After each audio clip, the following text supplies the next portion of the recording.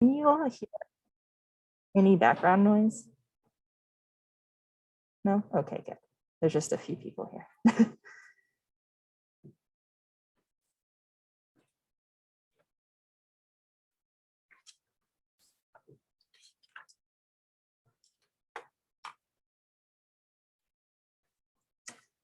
Hello to everyone coming in. Thank you all for joining us tonight for our event with Susan Nguyen, Dena Rod, Mai Der Vang, Felicia Zamora. We are celebrating Susan Nguyen's debut poetry collection, Dear Diaspora. Just before we get started, I want to give you all a few announcements and put some new events on your radar. Monday, September 20th, we will be hosting Lee Cohort for a discussion of their new book, Hurt So Good, The Science and Culture of Pain on Purpose with Ashley Page. That event's presented in partnership with kink.com. Tuesday, the 21st, will be a very special night of poetry reading celebrating Paolo Bicchieri's debut collection, Familial Animals, in store here at 9th Avenue. Featured readers will include Alan Terrasso, Kevin Dublin, Green Apple's very own Carr Johnson, Lucy Pereira, and Preeti Vangani. And on Thursday, the 23rd, we are extremely excited to host Cassandra Peterson, better known as Elvira. The famed horror movie hostess will join us to discuss her new book entitled Yours Cruelly, Elvira, Memoirs of the Mistress of the Dark. You can get your tickets to see her virtually at greenapplebooks.com/event. You can also learn how to win a ticket along with a signed copy of her book by entering our Elvira costume contest on our Instagram page at Books on the Park for more info. Just so everyone knows, if you have any questions and comments for our poets tonight, we will be having a Q&A at the end of the hour. So feel free to use the chat box and the Q&A boxes for your questions and comments. And our featured authors this evening are as follows. Dena Rod is an Iranian-American writer, editor, and poet based in the Bay Area. Their debut poetry collection, Scattered Arrows, is now available from Milk and Cake Press. Mai Der Vang is the author of Yellow Rain, Grey Wolf Press 2021, and Afterland, Grey Wolf Press 2017. She won the 2016 Walt Whitman Award of the Academy of American Poets and was longlisted for the 2017 National Book Award in Poetry. Born and raised in Fresno, California, she earned degrees from the University of California, Berkeley, and Columbia University. She teaches in the MFA program in creative writing at Fresno State. Felicia Zamora is a poet, educator, and editor currently living in Ohio. She is the author of 6 books of poetry, most recently, I Always Carry My Bones, which won the 2020 Iowa Poetry Prize. She is an assistant professor of poetry at the University of Cincinnati and is the associate poetry editor for the Colorado Review. Susan Nguyen is a teaching writer. Her poetry is often interested in the body, how geography, history, and trauma leave markers both visible and invisible. Her poems have been nominated for the Best of the Net and a Pushcart Prize and have appeared or are forthcoming in The Rumpus, Tin House, Diagram, and elsewhere. Her hobbies beyond reading and writing include photography, zine making, hiking, and otherwise being outdoors. Enjoy the reading, everyone. Thank you so much, Green Apple Books, and I'm gonna be kicking us off tonight, celebrating Susan Nguyen. Susan, I adore you, and I adore this book, and I'm so happy to be here. I'm actually gonna start. I was only gonna read a couple couplets, but maybe I will read the entire thing. I'm gonna start with the last poem of the book, Unending. I am learning how to hold grief in my mouth, something alive until it isn't, like a field is a field until it isn't, until it's just the color green. Listen when I tell you how a field folds into a clover when I am on my hands, how the memory of what I am looking for is not as important as the ground it claims. I don't mean that grief can be unalive or that I keep it loaded in that place between lower lip and teeth. I mean, I never walked the land where my father harvested seeds. In his field, he waited for green to bend into gold. A single blade, splitting light until there was nothing else. My father remembers. I watch shadows. This is a brief taste of what is in this book, the magnificence and stunning ways that we are being asked to look at the world, specifically of traumas and grief that do not consume us as women of color. Gloria Anzaldúa said in her essay, Speaking in Tongues, we are not reconciled to the oppressors who whet their howl on our grief. We are not reconciled. This not reconciliation is happening in Dear Diaspora. Now I'll shift to some of my own work before we get to hear Dena and Mai Der, who I'm also so excited to be reading with tonight. And then of course, wrapping up with Susan. So I'm going to be reading from some new work today. Kind of test running it actually. The sections I'm going to be reading are from a crown of sonnets. So 15 sonnets entitled Crown of Invisibility. Taming in Alden meant a disappearing of thought. God damn, Joe, take me with you and Aaron. I begged to go with them. Begged. Aaron, the kid who called Joe and me taco fuckers and slapped Joe in the face, repeating beaner, beaner, beaner, until the red wore off after hours, not minutes. And I begged to go with them. A mind sabotages from the interior when synapses raise hairs where the skull curves toward the spine and your amygdala warns before you're thinking, flee, flee, flee, flee. The little impulses we ignore due to learned interpretations of impoliteness or even indiscernible acts. In the basement after burnt pizza and dick jokes and Frogger, Aaron's brother raised a 2x4.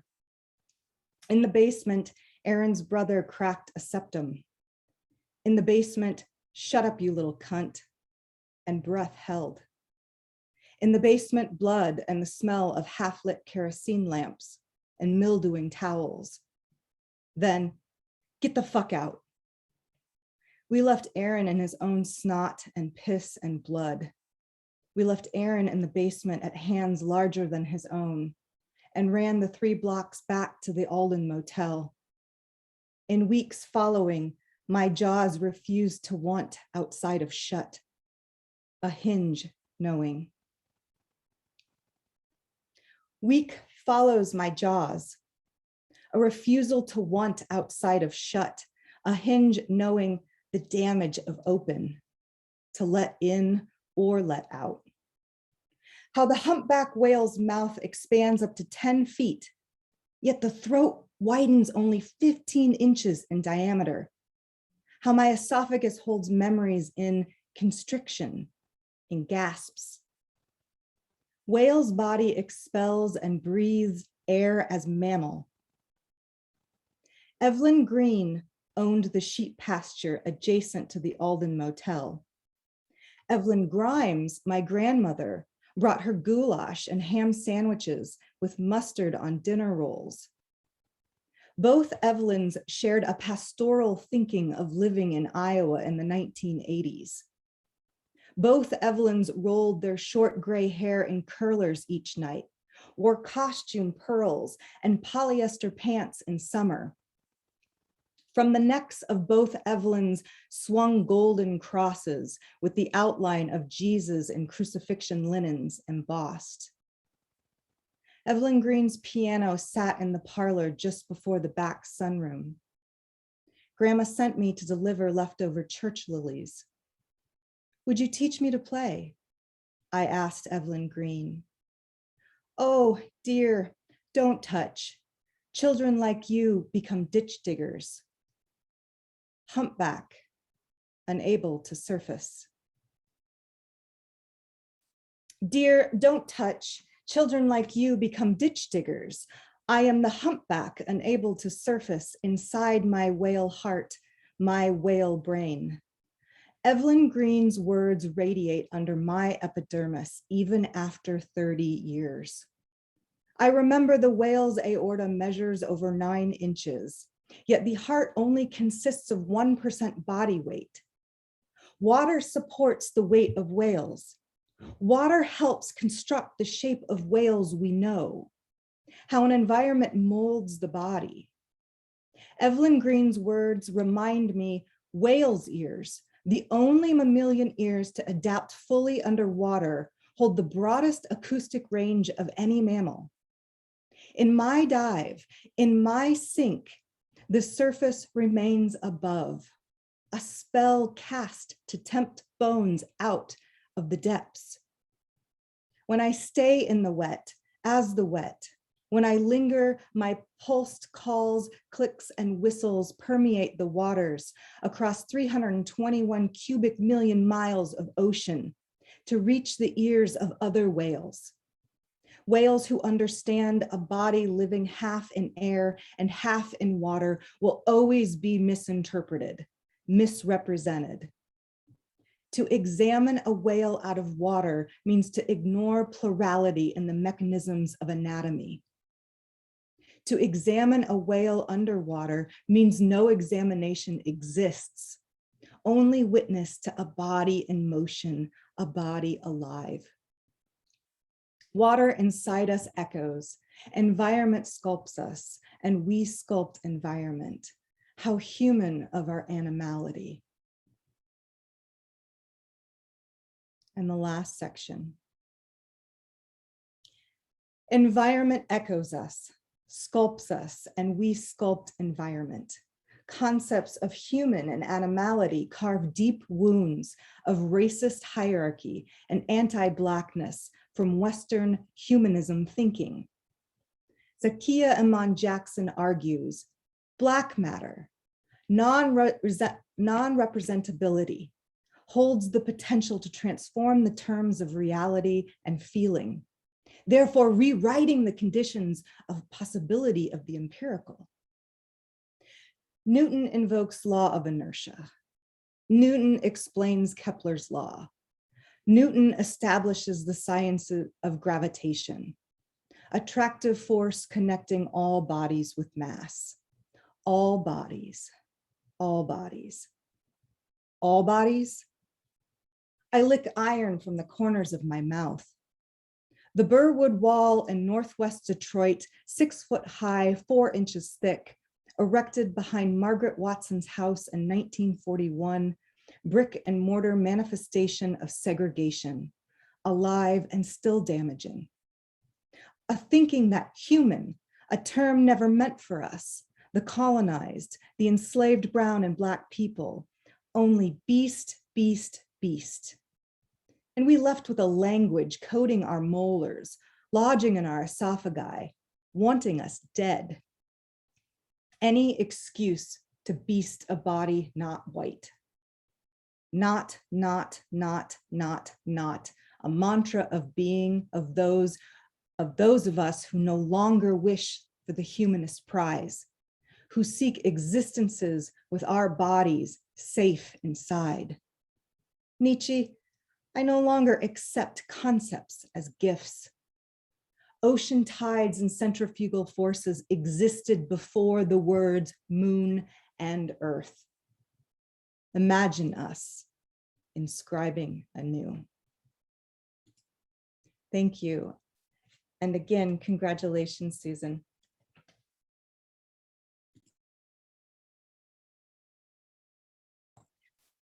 Amazing. That was incredible, Felicia. It was just so wonderful to hear you. Thank you for those poems. It's great to be here with all of you tonight to celebrate the release of Dear Diaspora. Congratulations, Susan.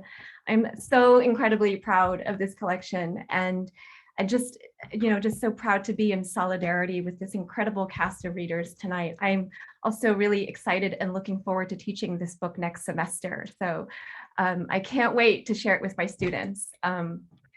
So tonight I'm going to share a couple of poems from a forthcoming collection, and the collection is called Yellow Rain. And these poems I've been working on for almost over a decade now. It's incredible to think I've spent that long with it, but yeah, over a decade thinking about this work. And just a bit of quick context, Yellow Rain is a biological weapon that was purportedly used against the Hmong after the US wars in Vietnam and Laos. And so this book explores the whole sort of scandal and the whole history of those allegations, and then the repercussions and the fallout of those allegations. I'm going to start with the opening poem. It's called Guide for the Channeling. Toward a worn legacy of rain, I have been lost down every jungle path, adrift and senseless to split open a cascade of knowing. I have tried with all my limber to keen a credo of justice, shelter those who solace inside graves.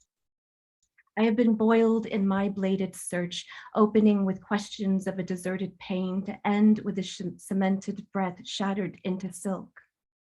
This is where I am taking you, into a discarded vista blowing forth a silent blaze, here in sunk villages of the disregarded, here where even the dirt of the land cannot muster against the threat of air. Biomedical, vegetation, munitions unfound, every footprint incarnate, where highlands tangle their echoes to the ground, a place no matter how remote will always be too near and too much a reminder of an expired war. Refugees not called as people, only to be called the outcome of an event. We are venturing into swell beyond swelling of paperwork and protocol, slips of memo and routing, cable and classified meeting. Here is the talk, biological weapon, yellow spots, apiary blame for decades to wane and cold filed. Believe me as a torch of this wandering that I have been digging within the origins of redaction. I have been shoveling upside down, and now my eyes stagger, my hands ache, my legs becoming hunter, my back a raging shadow. I have been gardening myself into this remembrance. So the story about Yellow Rain goes that, there was this mysterious substance that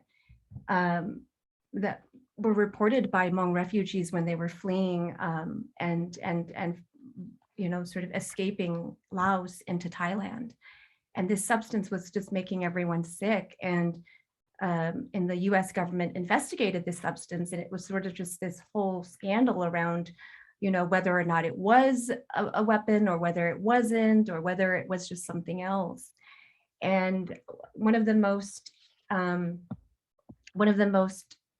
sort of ludicrous and sort of the standing outcome of this finding is that American scientists declared it was really nothing. It was just the droppings of bees. It was essentially just the excrement of bees.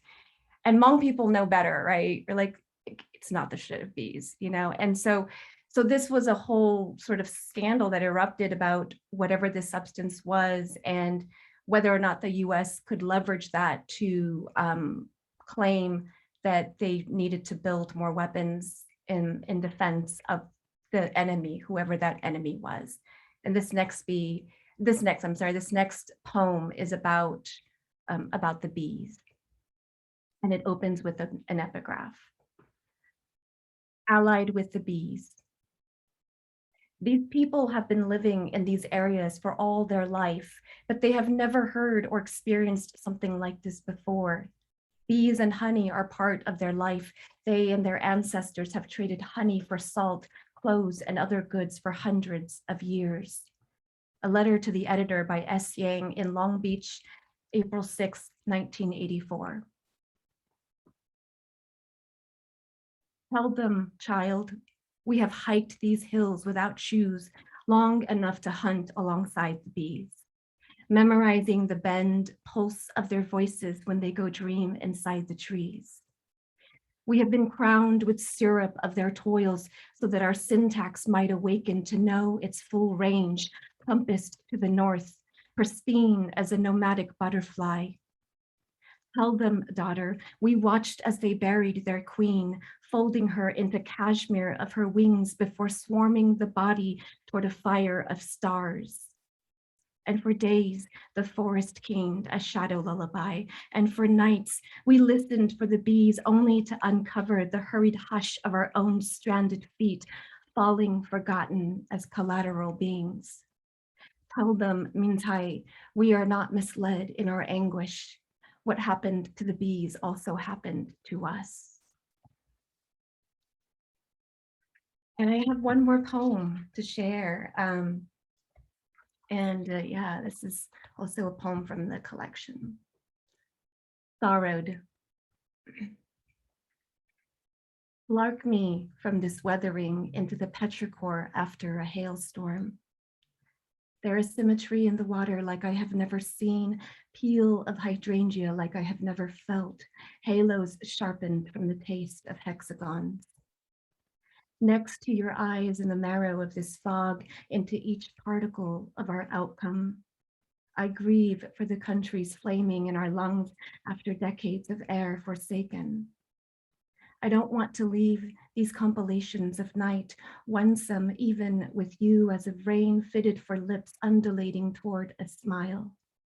Now this time it loved back, a fruited transmuting of my courage into smoke, and then I heard it to be you, a sun-swallowed howl of your cobra's heart owning its kingdom.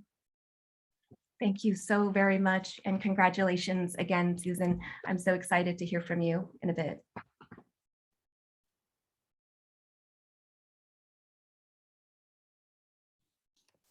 Thank you, Mai Der. That was really fantastic. And thank you, Felicia, as well. I actually changed my set based on your readings, given everything that I said about picking poems, because that's one of the things I actually love about poetry readings is how these poems can be in conversation with one another, even though they weren't already in conversation. So I just wanted to invoke that in this space. I'm very excited to celebrate Susan's new book, Dear Diaspora. I have a book out as well called Scattered Arrows. It's available through Milk and Cake Plus and also Green Apple Books. This text is very in conversation with Susan's in terms of the intergenerational ancestry and the familial secrets that we keep and trying to speak those into existence. This poem is called For Persepolis. My body is a temple set in a wasteland, armored with mirrors for camouflage. My body is a wasteland and a temple, a possession so prized, a Trojan horse of people came to invade and ruin me, filled my insides with powders, oils, flowers, and wines, drunk deep from my ceremonial cup, dusting the dead with laughter, shaking columns down, crumbling plaster. Still I stand, a heritage forbidden from the future, wiped from the cartography of record, as my ruins scatter cracked mirrors to reflect the raw.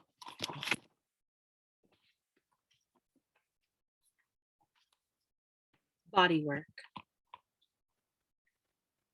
We spoke with tactile sensations before my tongue knew words. The roughness of your tender embrace belying the expanse of smooth skin wrapped around my infant frame. I should have read the omens to my own fate when you first asked me to walk over your shoulder blades. We've been here before, virile with black inked into your mustache, my juvenile steps over the ends of your bones. I know where the curve of my spine began to bend under touch, sweet touch, placed at the nape of my neck. Your neck curves there too, where tired tendons snap taut into place, as flushing skin whispers what is locked through capillary warmth. Limbs sprawl over grounded earth. Your weathering hand clutches the arc of my calloused foot, textured palm to plantar bottom. The way your feet bend outward mimic mine as they cup each other. It's a penance ritual for a debt I can never repay. My account, my life on borrowed credit. And still, with gentle footsteps over your back, I can begin.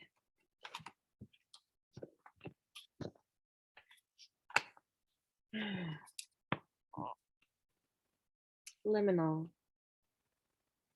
The cuticle ripped too deep, the tender place between skin and nail meeting. The space between boy and girl is where I exist, where lipstick stains bow ties and glitter falls on mustaches, yet with two targets sprouting from seeds buried in my chest, torso ticking, raised to be female. Look at her figure. The building of my body stacked against me, mocked with short haircuts, despite the pleasure derived from clippers against my scalp, mirrored the way stealing Bubba's ties made me feel, swimming in my flannel, liminal here in this third, fourth, fifth, too many to count spaces, and not folklore, but fact blurring.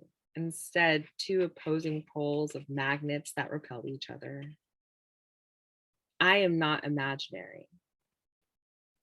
I am the sore you can't stop pushing down on, to feel the hurt, to make sure you're still alive.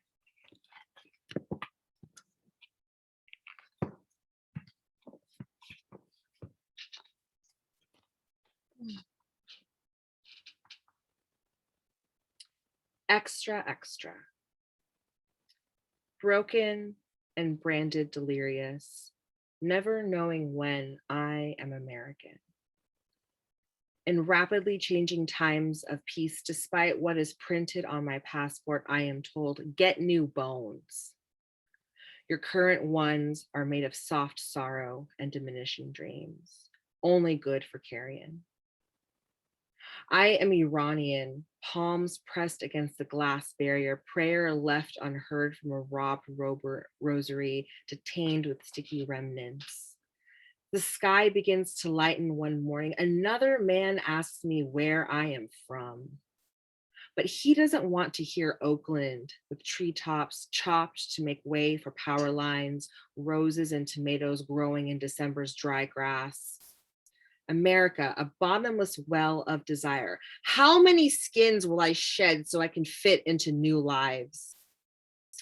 I am Iranian, crunching against dry leaves, wishing for enough water to fill my mouth, waiting for the mention of what's front page, our evil accessed again as he paper bag embracing, steel reserve drinking in his fist, a silver bullet to kill the specter of reality as he tells me, I love Iran. I hate Bush. To him, it's 2005, headlines mimicked all over again. Rewind, rinse, repeat the same fear until he wipes his mouth, says goodbye to me by way of God will help Iran. And I wonder how. Looking to the ground, I see a pigeon with one toe throwing middle finger in the air by default, other toes lost to a hair tourniquet, stout and hard wearing against all that loss. I am American. passport bound when we were kids, whirring the VHS tape back over plastic wheels because America missed something when they went to the bathroom. Rewind, and then we could watch again and again until understanding dawned on us. I wish I could fast forward, or at least skip a chapter, past the sour taste lingering on my tongue, waiting for blood on sharp teeth cutting lips, while you, America, still chew in the sides of your nails, moistening that dry cuticle with your drool, salivating over what comes next.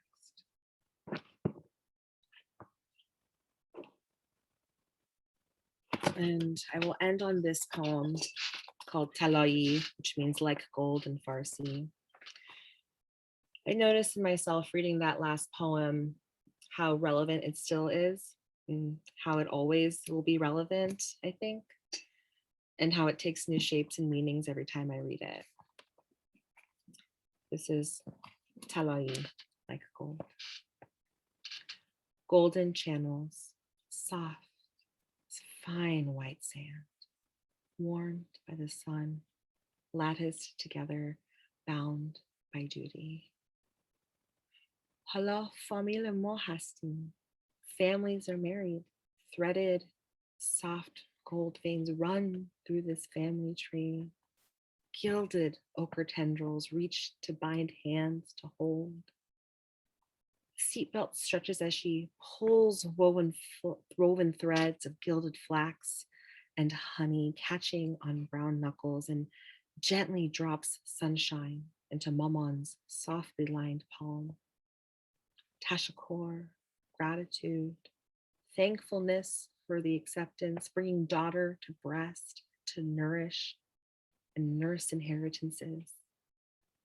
Dokhtar Islami, worn fingers, curled up cuticles, red and ragged, peel back layered rivers of decadent fabric, silk, satin, charmeuse.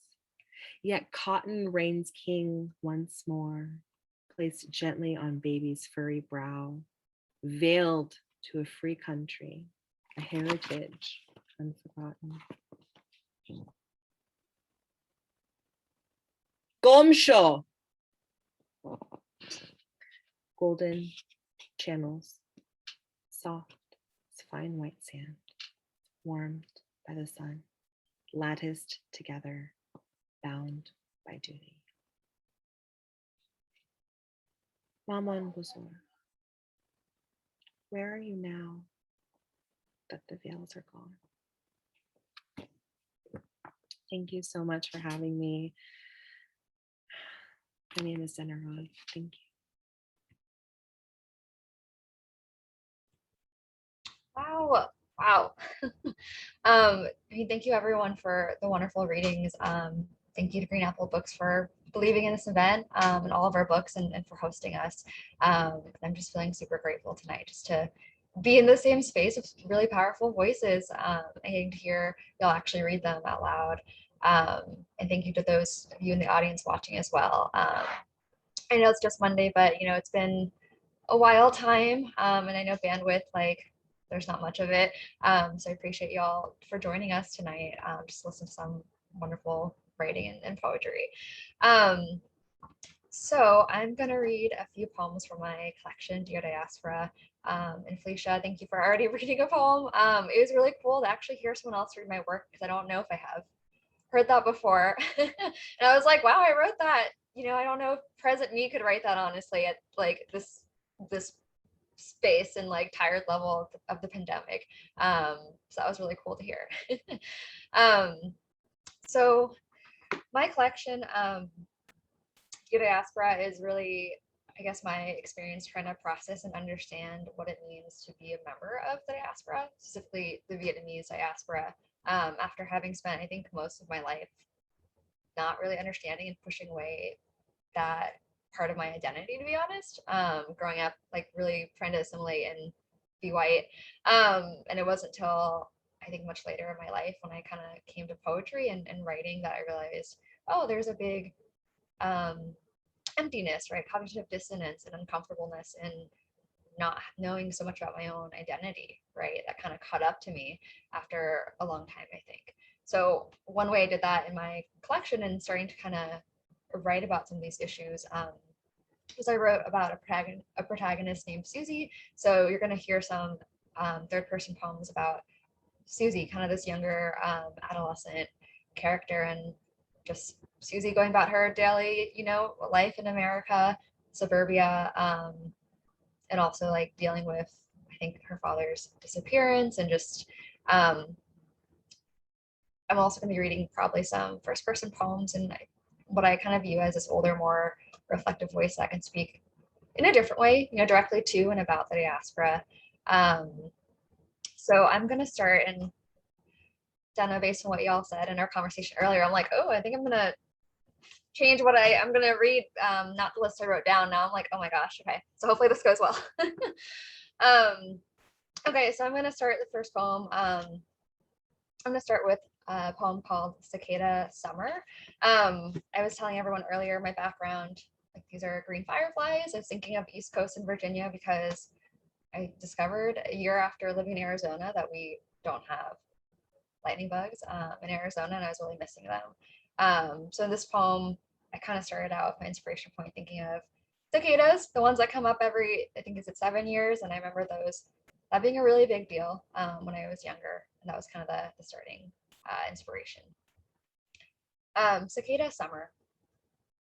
The cicadas come from the ground and enter the world in currents, streaming down tree trunks, over branches, across sidewalks and roads, the males pulsing their abdomens, singing for sex. In the field behind the school, Susie and her classmates stand still as dozens climb over their bodies, careful not to crush the winged insects beneath their feet, fearful of littering the ground with broken glass. Susie collects every wing she can find.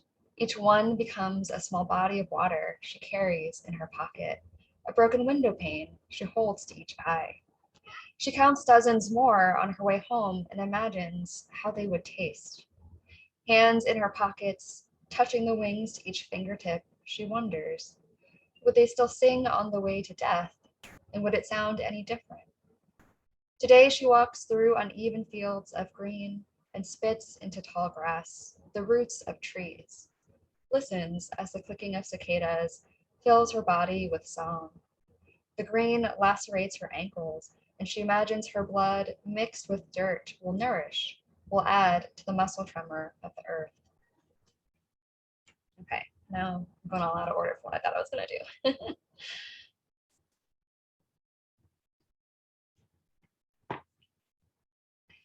If I say my body is grieving, is it American or Vietnamese? My mother said, our country no longer exists. My father said, in our language, the same word means green and blue, sun. My father said, to distinguish between the two, you say sun la, green leaf, and sanzabjai, blue sky. My mother's miscarriage after me said, what color was I? My mother said, in our language, the same word means land and water, nuuk. My grandmother said, all of language is a metaphor, say what you mean. My father said, if I say I cannot live without nuuk, do I mean country? My mother said, Vietnam's body curves like the letter S, serpentine, fragile. My father said, the Mekong Delta translates to the river of 9 dragons because 9 tributaries sprawl towards the sea. My mother's miscarriage after me said, was my salted mouth American or Vietnamese? My mother said, don't translate me. My grandmother said, don't speak lest your tongue rush like a river. In the night, history absconds with us. We learn to open in darkness. My mother said, when you tell it, if I float on land and water. My father said, am I the green leaf, the blue sky? My American mouth cannot separate itself from my body.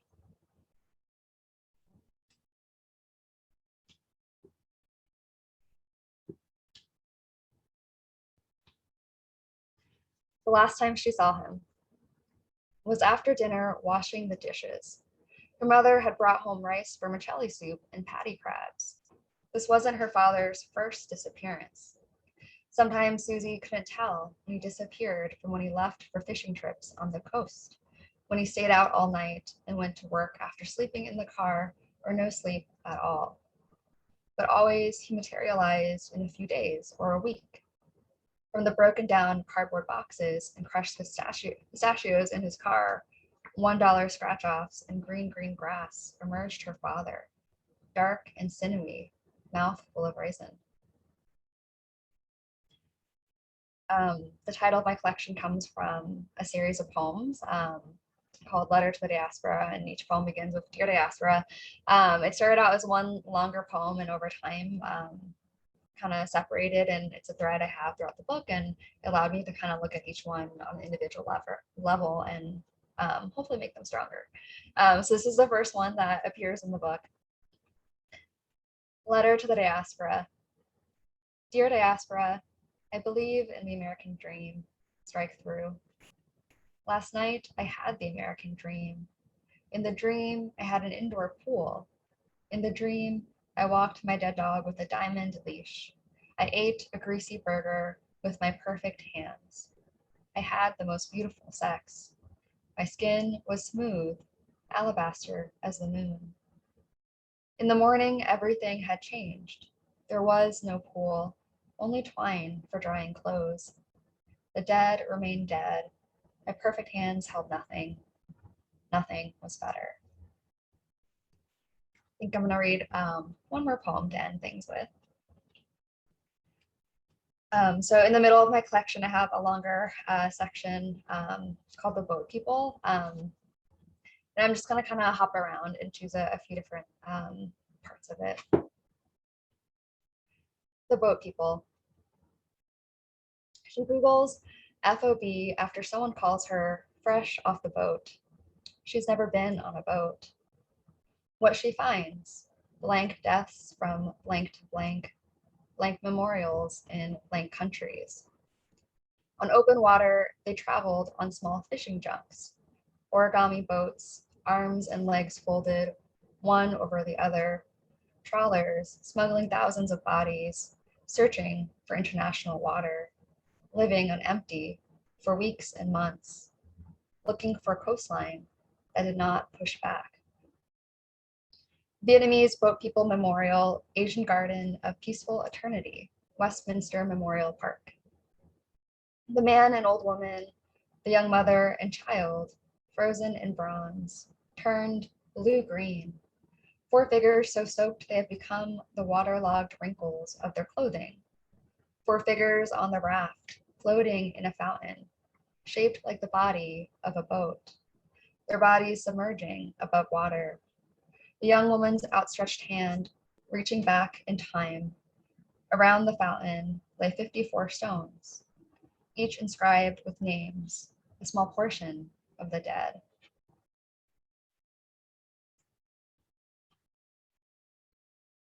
Can you define a refugee? A refugee seeks refuge. Interview number 6. I did not want to go back. When they took us to the plane, it was over very quick. We owned almost nothing still after 7 years. The men brought their fists together, desperate. We dragged our feet, refused to walk. Threw our bodies against their barricade, were met with water cannon. The men were rolled into blankets, loaded into the cabin like a cigarette in the plane's mouth, a stilled bullet. Thank you. Thank you for all of us for reading. And I think now we have some time for Q&A if the audience has any questions for any of us.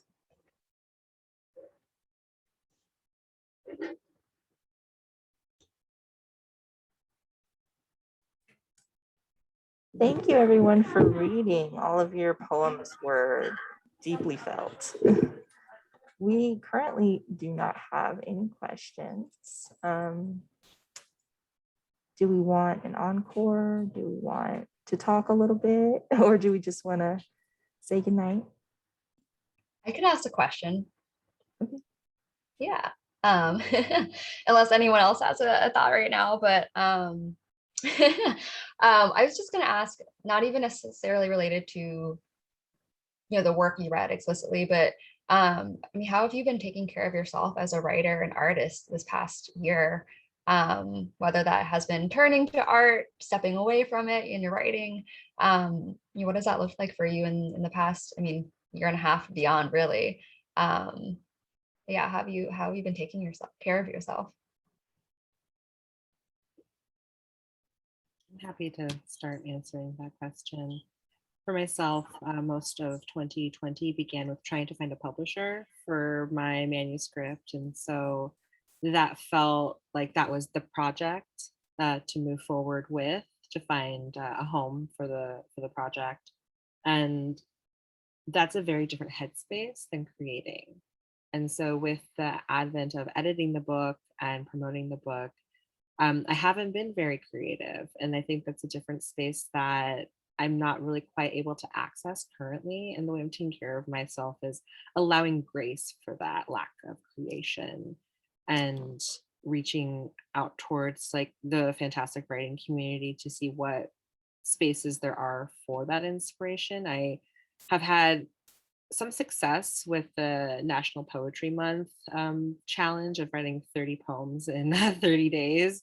I was able to do it last year in 2020 because it was the beginning of quarantine. And then this year I did 15 poems and I tapped out halfway through. And that felt like a grace to be able to do that instead of trying to push to produce, because for myself, it doesn't always work in that manner.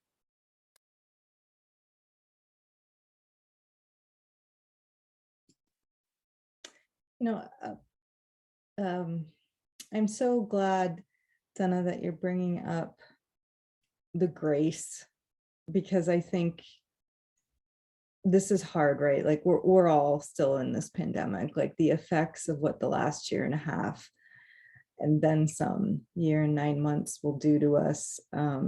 We just don't know, like us being very individual and intimate, and also us as a collective and in our collective communities. And so for me, it's just kind of like whatever feels necessary in the moment. I know I find myself clawing out time to be still, just time to read and think. The first moments of the pandemic, like the first months and months, I didn't even try to write a word. Like it wasn't necessary. And still the necessity, I think, of writing, some of it has come back, but where I'm actually finding solace is stepping outside, putting my hands in some dirt, watching birds. I don't know if that means I'm just getting older, but there's just something reminding myself of my naturalness, of being a natural being in a natural world, and the cellular connections that I have to all living beings, as well as our species too, like in our humanness kind of thing, and in our animalness in some ways. So realizing also that time is like, feels like a joke. Like time is never linear anyway. I think we're always sort of stuck in this perpetual present. And it's what we do with that, right? It's like how we react to that present, and taking care of ourselves has to be a top priority right now. And Susan, I hope you will answer this question too, because I want to make sure we hear from you.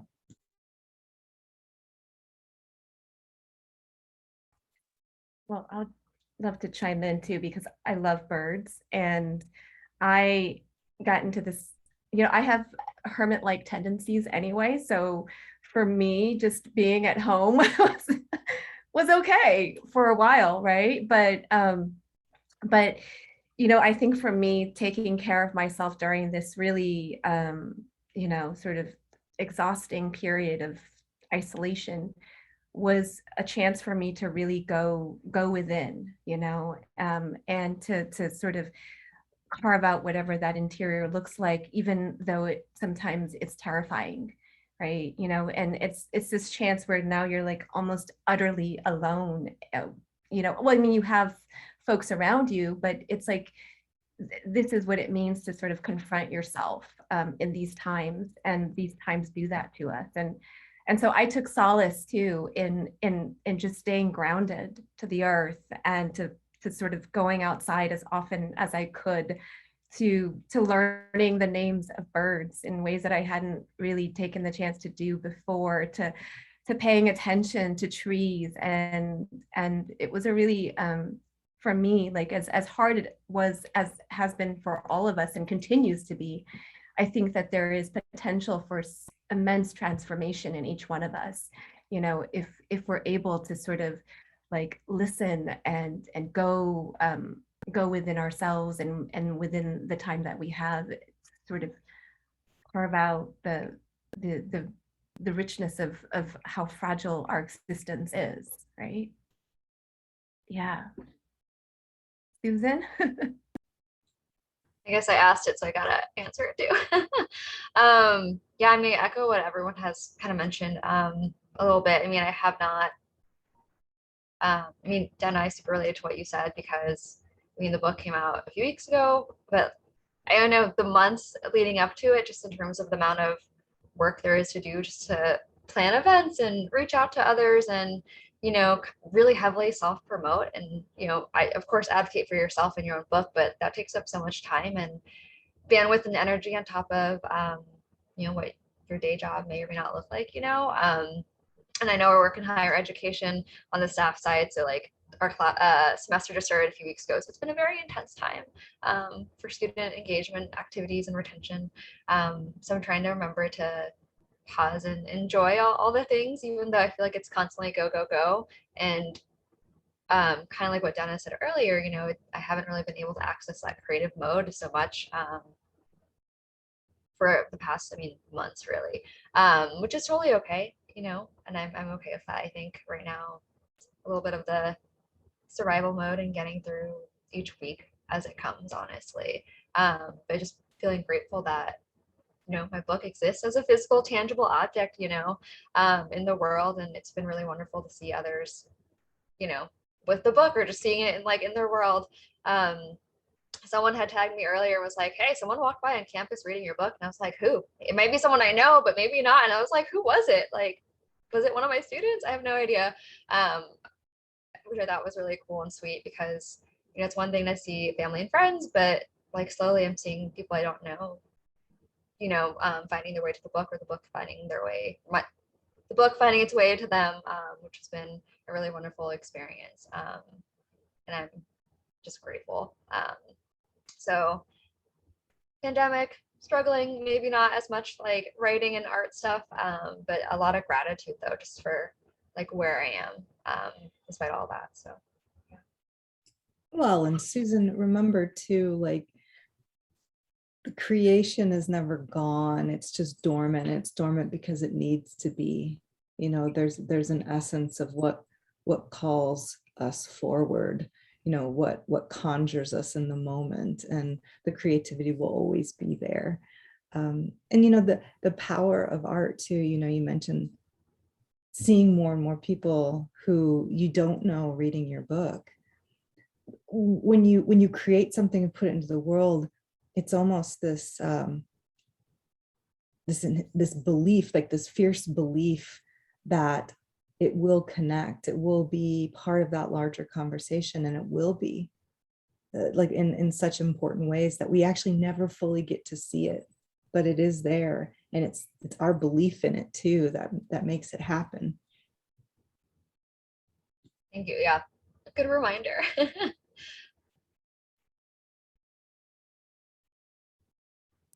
I have a question I wanted to ask folks, and I am always wanting to know, who are some of your source inspirations for the work that you do? I definitely feel like our work is in conversation and kinship with one another, due to particular lenses that we all may have. And so I'm just intensely curious to hear what writers and influences find their way into your work.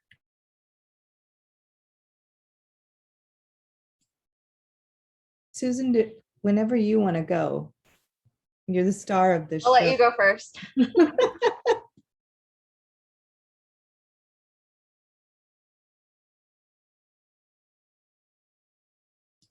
Well, I'll chime in to get us started. I'll say quickly that for me, I really sought refuge in Ednor Basie Phillips' Zong, which was a work that really, stayed with me as I was working on this particular collection, and also the work of Craig Santos Perez, too, who's just prolific.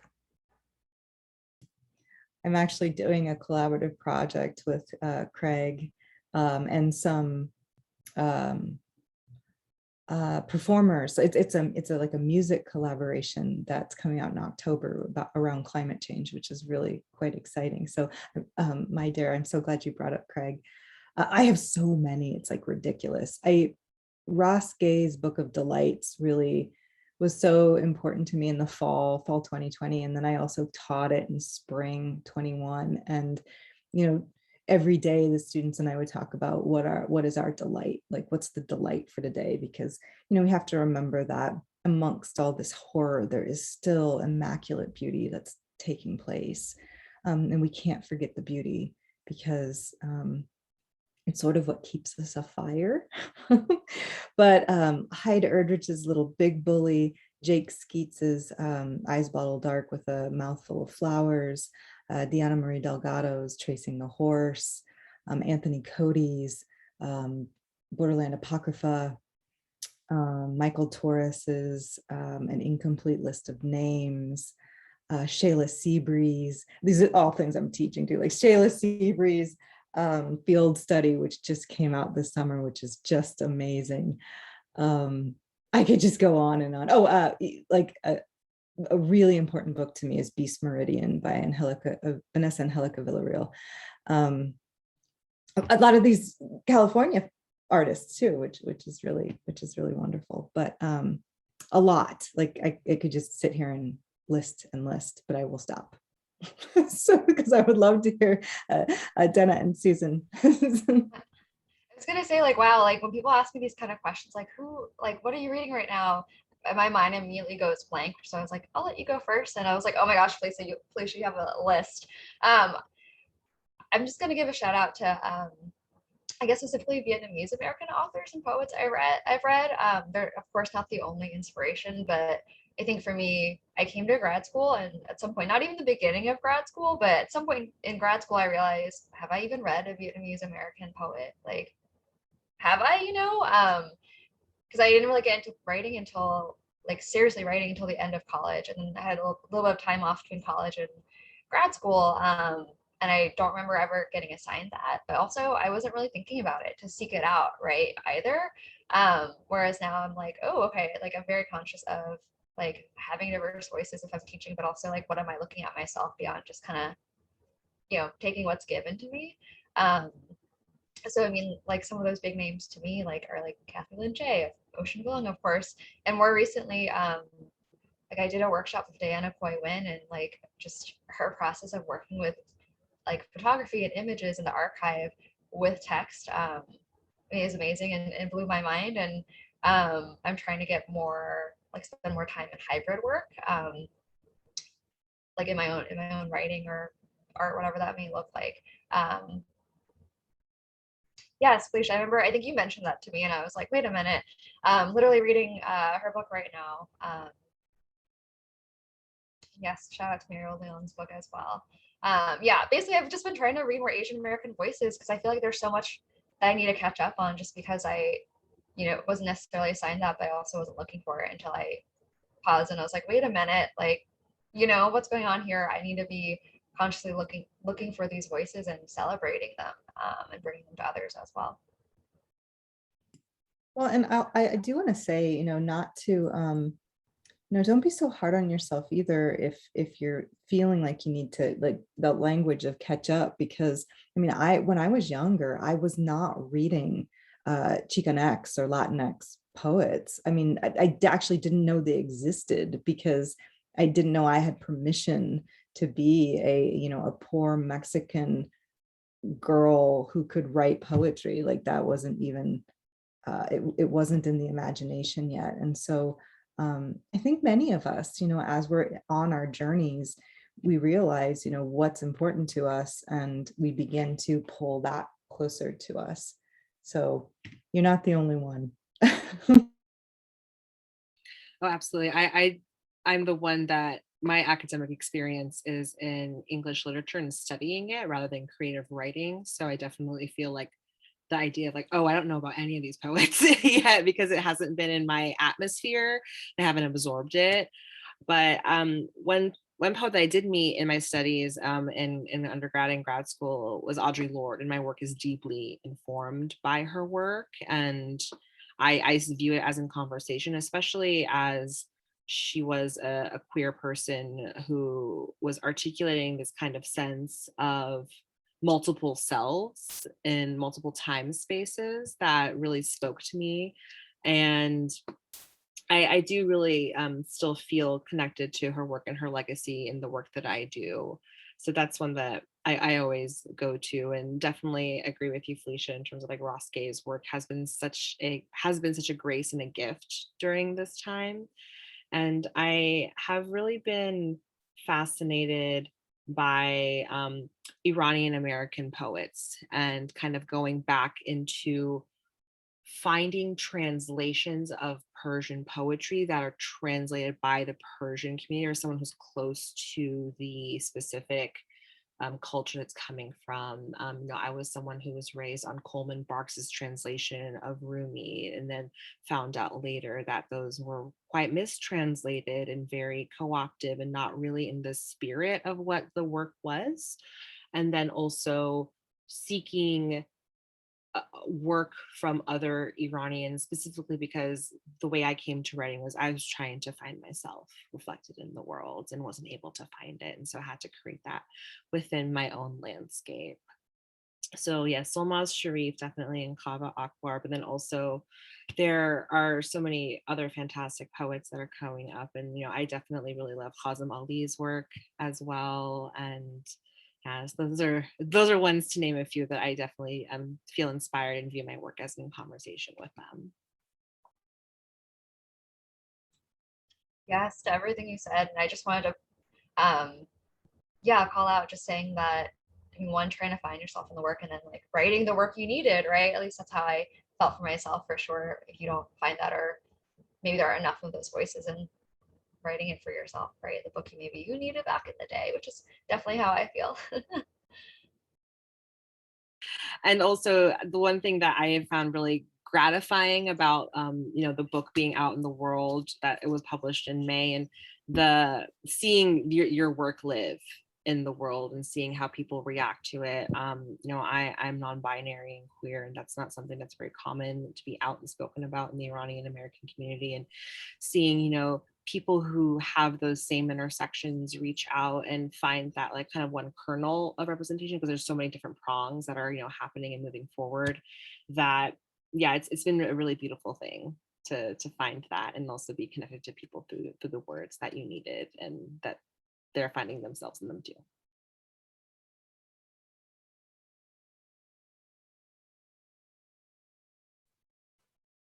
Thank you all for sharing, and thank you everyone once again for joining us. As Susan mentioned, I hope all of our authors' books find their way to you via greenapplebooks.com. We have a limited supply of signed copies of Dear Diaspora, so please grab your copies, and everyone have a wonderful night. Bye. Thank you all. Bye.